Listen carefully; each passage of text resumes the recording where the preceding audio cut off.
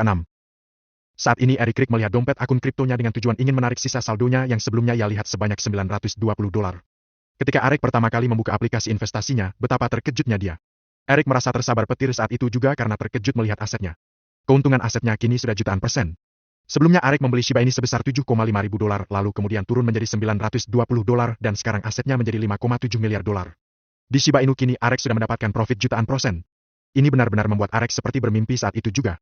Dia benar-benar tidak bisa mempercayai ini karena kejadian ini begitu cepat. Sore hari itu adalah hati yang akan menjadi paling bersejarah bagi Eric. Dia tertawa penuh semangat seperti orang gila di dalam kosnya. Dia party menggunakan musik yang keras dan menjadikan kosnya sebagai konser DJ. Sekali Eric melihat asetnya lagi, dia bahagia tidak karuan. Sampai malam hari tiba, Eric masih menikmati musik dengan kebahagiaan sampai ketika ia mendapat panggilan dari Lyra. Eric dengan cepat mengangkat panggilan dari Lyra itu. Kini di dalam pikiran Eric saat ini dia tidak akan pernah kesusahan lagi dalam hal uang. Eric juga berpikir tidak ada salahnya dia mengejar Lyra sekarang, dia sudah memiliki uang yang banyak untuk tanggung jawab jika ia bersama Lyra nantinya. Dengan cepat panggilan itu langsung terhubung. Bisa terdengar suara Lyra dari ujung telepon. Selamat malam Eric, bagaimana kabarmu saat ini? Eric dengan cepat membalas dengan bersemangat. Selamat malam juga Nona Lyra. Ada perlu apa Nona Lyra menelponku malam ini? Lyra di ujung telepon berkata dengan sedikit kesal. Apakah kamu tidak suka aku menelponmu? Baiklah kalau begitu aku akan memutuskan panggilannya sekarang. Setelah mengatakan itu, Lyra dengan kesal memutuskan panggilan telepon itu. Seketika Eric merasa kebingungan dengan sikap Lyra. Apakah aku tadi berkata salah? Ucap Eric bertanya dalam hatinya. Eric menggaruk kepalanya kebingungan, dia juga merasa bersalah mengabaikan Lyra. Tak lama kemudian, ponsel Eric berdering lagi dan itu panggilan dari Lyra. Tanpa menunggu sedetik pun, Eric langsung mengangkat panggilan telepon itu. Suara Lyra yang kesal dari ujung telepon terdengar. Kamu jangan melupakan janji kita besok untuk bertemu seperti tempat biasa. Awas saja jika kamu tidak datang menemuiku. Mendengar kata-kata Lyra, Eric dengan cepat langsung mengingat kalau sebelum dia pulang ke sini, dia dan Lyra membuat janji itu. Eric buru-buru membalas Lyra dengan hormat. Bagaimana bisa aku melupakan itu Nona Lyra? Malahan, aku sudah tidak sabar ingin menunggu pagi hari itu tiba supaya aku bisa dengan cepat melihat Anda. Goda Eric. Lyra di ujung telepon yang sebelumnya kesal kini tertawa kecil mendengar Eric. Bagus kalau begitu. Aku harap kamu memegangi janjimu ini. Lyra menghela nafas panjang lalu bertanya. Apakah kamu keberatan atau tidak suka aku menelponmu? Dengan cepat Eric membalas Lyra. Siapa bilang begitu? Aku bahkan sangat bahagia dan bersemangat ketika mendapat panggilan dari Nona Lyra. Jika aku disuruh memilih uang $100 juta atau memilih menelpon dengan Nona Lyra, aku lebih baik memilih menelpon dengan Nona Lyra daripada aku memilih uang $100 juta. Ucap Eric menggoda. Lyra tersenyum kecil mendengar Eric menggombalinya. Kamu begitu berani menggoda aku ya? Lyra tertawa kecil lalu berkata sambil tertawa. Kamu laki-laki pertama yang memiliki keberanian menggodaku seperti ini. Benarkah itu? Ucap Eric sedikit terkejut. Lyra hanya membalas Eric dengan tertawa lucu. Mereka berdua terus mengobrol hingga larut malam. Dan setelah beberapa saat mereka berbicara lewat telepon, Lyra memutuskan untuk mengakhiri panggilan itu. Sampai bertemu besok ya. Ucap Lyra sebelum memutuskan panggilan itu. Eric membalas. Tentu saja aku tidak akan melupakan itu. Setelah Eric mengatakan itu, Lyra kemudian memutuskan panggilan telepon itu. Untuk malam itu, Eric sangat bahagia yang luar biasa, di samping dia mendapat keuntungan besar dari investasi kriptonya, dia juga akan makan bersama dengan Lyra besok. Ini benar-benar membuat Eric semakin bahagia tidak karuan. Eric malam itu dengan cepat langsung tertidur setelah berbicara dengan Lyra di telepon. Dia juga sudah tidak sabar menunggu hari esok akan tiba untuk menemui sosok cantik Lyra. Eric merasa kali ini Tuhan mengabulkan permintaan dan impiannya. Eric benar-benar merasa dia adalah orang yang paling beruntung di dunia ini saat ini. Eric langsung tertidur lelap malam itu untuk menunggu hari esok tiba. Singkatnya, malam telah berlalu dan berganti dengan pagi hari. Pagi ini Eric akan makan bersama dengan sosok Lyra lagi. Eric tentu saja tidak ingin terlihat jelek kali ini, Eric pagi itu bersiap-siap dan mengenakan pakaian terbaiknya. Tak lupa juga Eric membawa kacamata hitam untuk menambah penampilannya sekaligus menyembunyikan wajahnya supaya tidak mudah dikenali.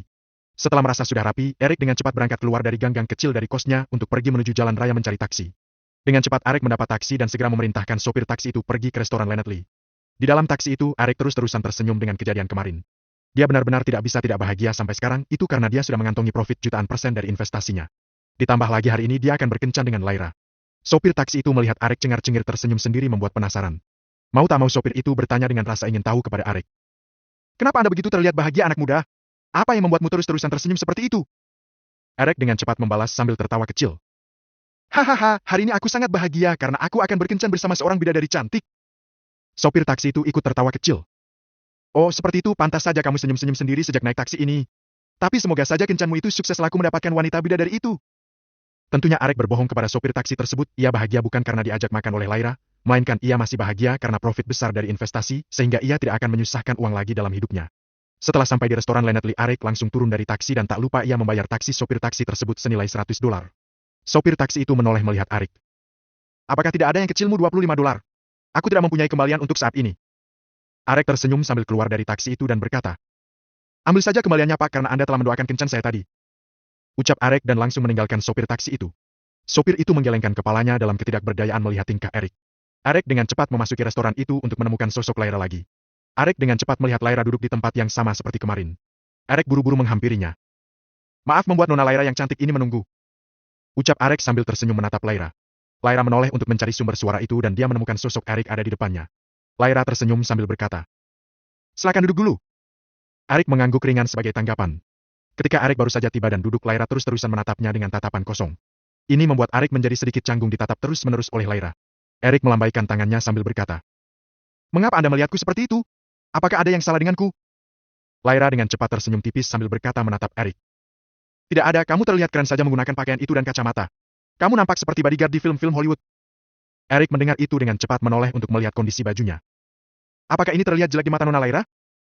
Lyra dengan cepat mengacukan jempolnya sambil berkata, "Itu terlihat keren, aku suka melihatmu berpakaian seperti ini." Mendengar itu Arek tersenyum senang. "Terima kasih atas pujiannya." Lyra tiba mengeluarkan sebuah kertas berisikan undangan ulang tahunnya. Lalu kertas itu ia serahkan kepada Arek sambil berkata, "Ini ada surat undangan untukmu. Aku harap kamu besok bisa menghadirinya." Arek terkejut mendengar Lyra mengatakan itu. Lyra memberi surat undangan dan menyuruh datang. Mungkinkah dia akan menikah? Ucap Arek bertanya-tanya dalam hatinya. "Apakah ini undangan pernikahan Nona Lyra untukku?" Tanya Arek sambil mengambil kertas itu dari Lyra. Lyra memelototi Arek dengan tatapan kesal. "Bodoh! Buka dulu undangan itu baru bertanya." Arek dengan cepat membuka kertas undangan itu. Dia menemukan isi undangan itu adalah hari ulang tahun Lyra.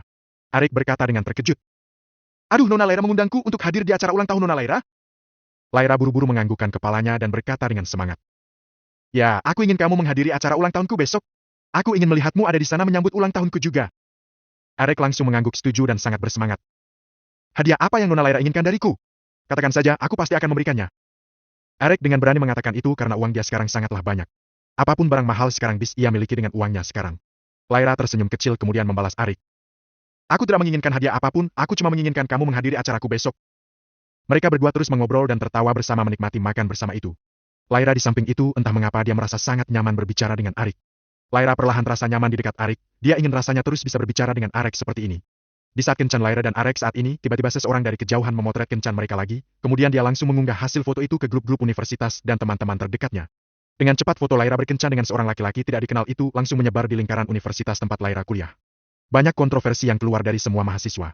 Mereka sangat iri dengan laki-laki di dalam foto itu karena bisa berkencan dengan Lyra. Lyra dan Arek belum mengetahui hal ini karena mereka berdua terus mengobrol di sana.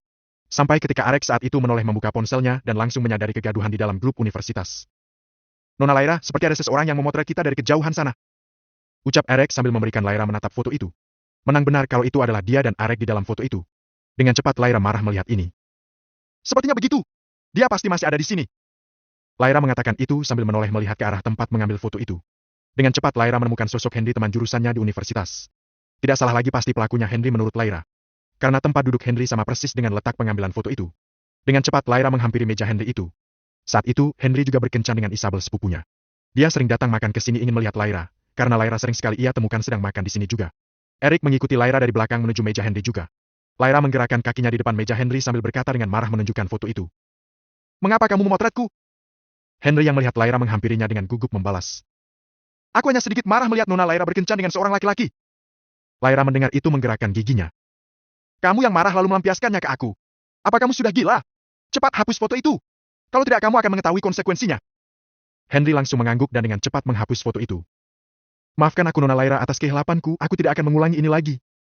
Sedangkan Isabel saat itu hanya terdiam menatap ke arah Eric dengan tatap kosong. Isabel saat itu sangat terpukau dengan ketampanan dan Eric. Tetapi dia tidak mengetahui kalau itu adalah Eric. Dia sama sekali tidak mengenal Eric dengan penampilan itu. Isabel dengan cepat berdiri dan hendak menghampiri Eric, tetapi Lyra dengan cepat menarik tangan Eric untuk duduk kembali. Lyra dan Eric kembali duduk di meja makan mereka. Sedangkan Henry sudah tidak memiliki mood untuk lebih lama lagi di sana semenjak Lyra memarahinya. Dia berdiri dan menarik tangan Isabel untuk keluar dari restoran itu. "Ayo pulang Isabel, aku sudah tidak ingin berlama-lama lagi di tempat ini." Isabel saat itu ingin lebih lama lagi. Sebab ia penasaran dengan sosok laki-laki tampan bersama Lyra itu. Tetapi Henry menarik tangannya keluar dan mereka berdua pergi meninggalkan restoran itu. Bab ke-7. Setelah Isabel dan Henry meninggalkan restoran itu, Lyra dan Eric duduk melanjutkan obrolan mereka. Setelah beberapa saat mereka mengobrol dan selesai makan, mereka berdua memutuskan untuk pulang. Eric dan Lyra meninggalkan restoran itu secara bersamaan hingga tiba di tempat parkiran. "Apakah kamu mau aku antar pulang?" tawar Lyra sambil menatap Eric dengan senyum tipis. Arik dengan cepat melambaikan tangannya sambil berkata, "Tidak perlu, sama sekali tidak perlu. Aku lebih nyaman menggunakan taksi saja, Nona Laira." "Kamu lebih nyaman menggunakan taksi?" Laira menatap Arik sambil berkata dengan sedikit kesal. "Bagaimana bisa kamu mengatakan itu? Kamu kan belum mencoba menaiki mobil bersamaku." Arik menggaruk kepalanya kebingungan untuk menanggapi Laira. "Memang benar menaiki mobil Nona Laira mungkin lebih nyaman, tetapi aku memilih menaik taksi saja. Takutnya nanti aku merepotkan Nona Laira." Laira dengan cepat menarik tangan Arik sambil berkata dengan kesal. "Jangan mengatakan omong kosong lagi." Laira membukakan pintu mobil untuk Arik, kemudian dia mendorong secara paksa Arik masuk mobilnya. Laira masuk dan duduk di kursi pengemudi.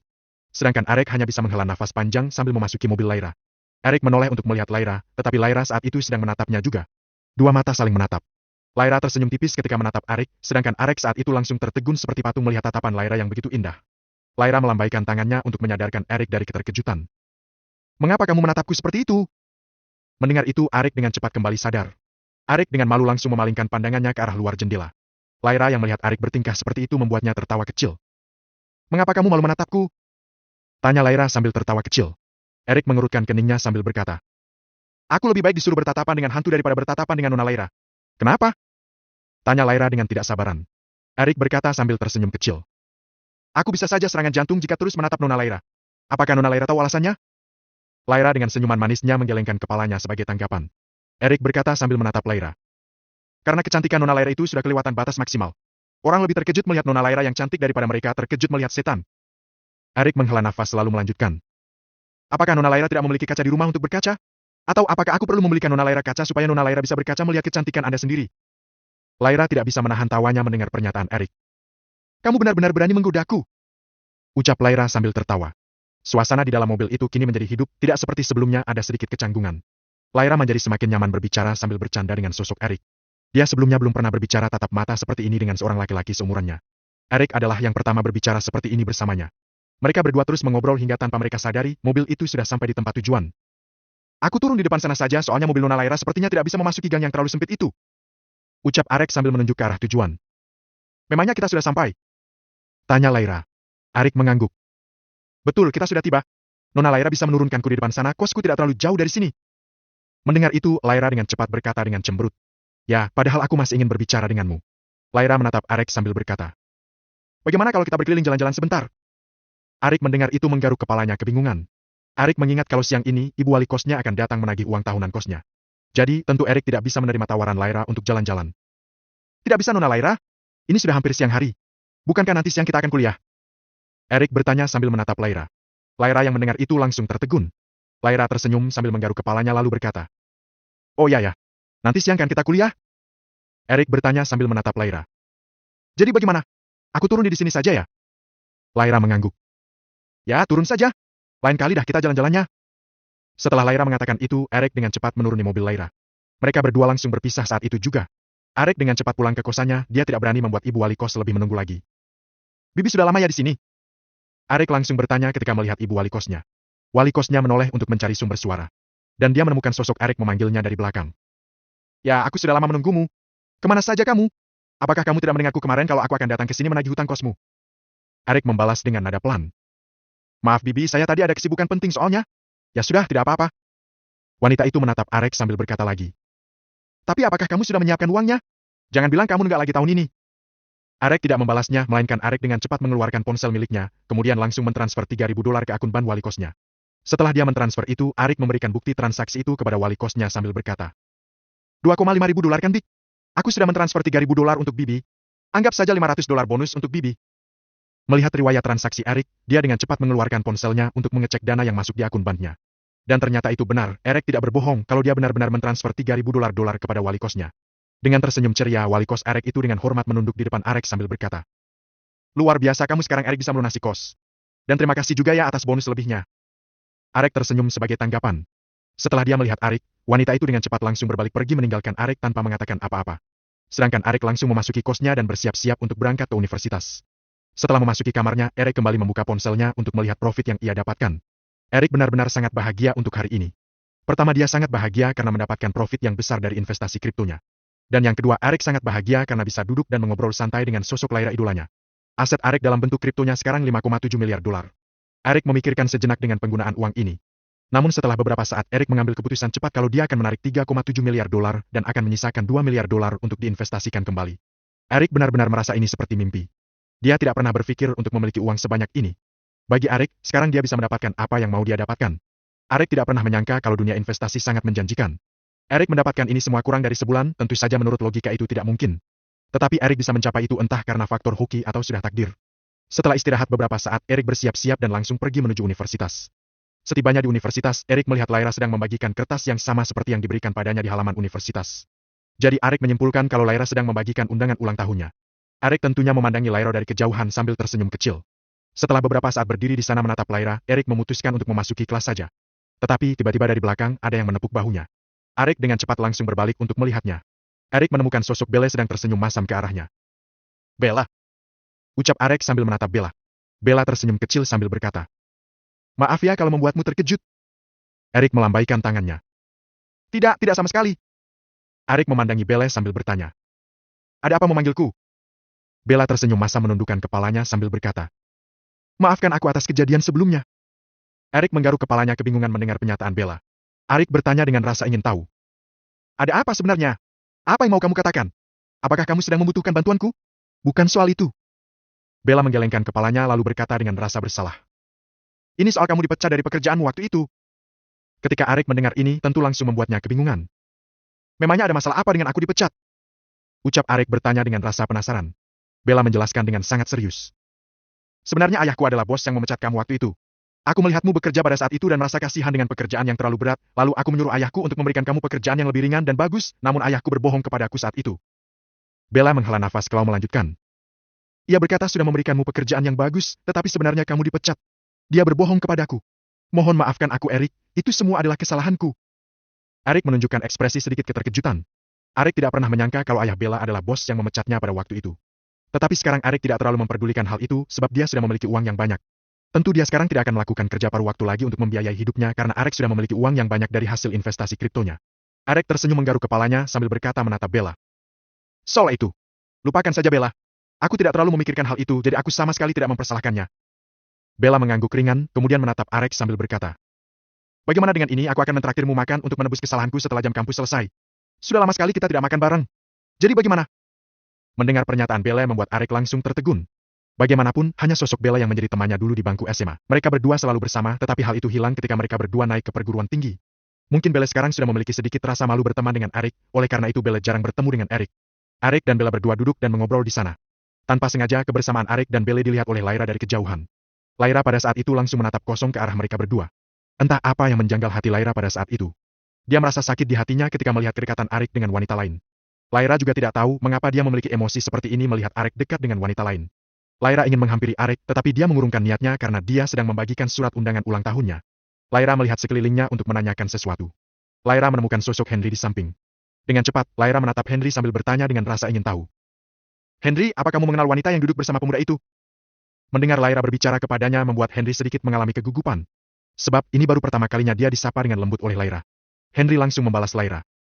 Saya mengenalnya Nona Lyra, dia adalah Bella teman dekat Isabel. Lyra mengangguk ringan mendengar itu, lalu kemudian dia bertanya lagi.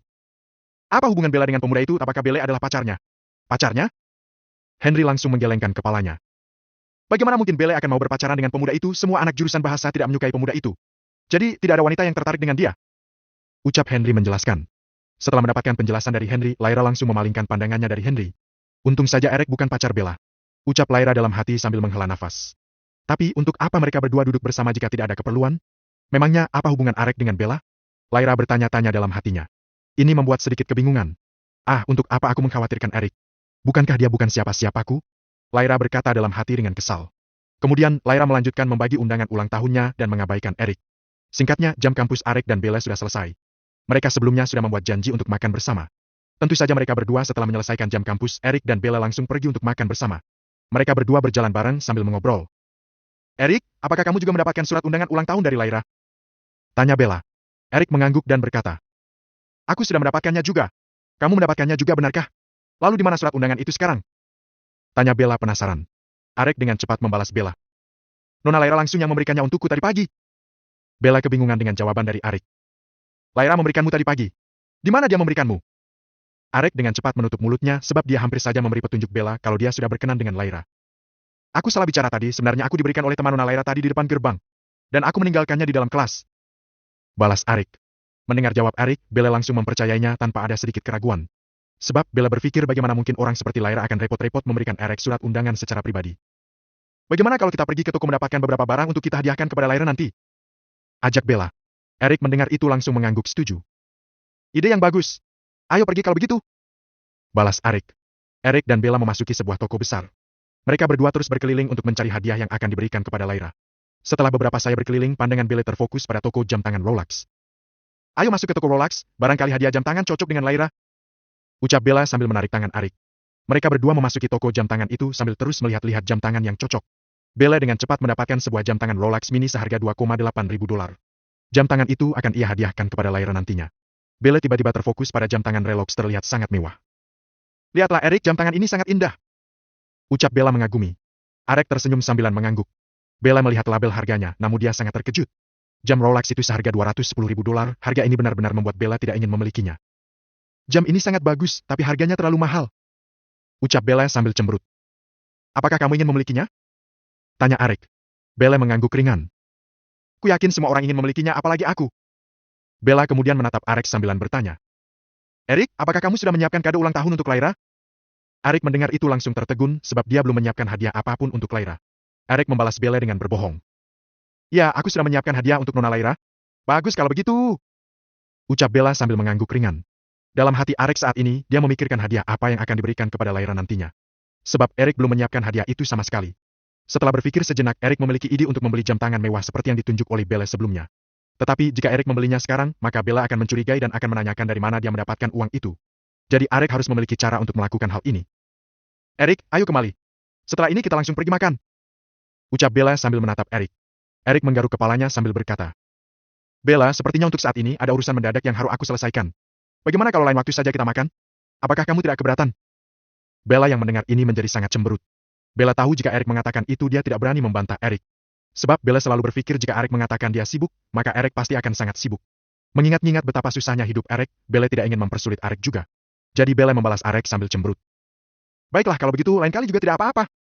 Setelah mengatakan itu, mereka berdua keluar dari toko itu dan langsung berpisah di luar toko itu. Ketika sudah berpisah, Arik dengan cepat langsung kembali ke toko itu. Sebab dia ingin mendapatkan jam tangan mahal itu untuk hadiah Lyra. Mengingat kembali, Bella juga sangat menginginkan jam tangan itu. Jadi, dengan cepat Arik berpikiran untuk mendapat 2 jam tangan itu. Satu untuk Lyra dan satu lagi untuk Bella. Walaupun jam tangan itu sangat mahal, tetapi jam tangan seharga seperti itu bukan apa-apa lagi di mata Arik. Sebab dia sudah memiliki banyak sekali uang sekarang. Setelah membeli kedua jam tangan Rolex itu, Arik dengan cepat pulang untuk membungkus rapi kedua jam tangan itu. Rencananya, dia akan memberikan satu untuk Lyra dan satu untuk Bella.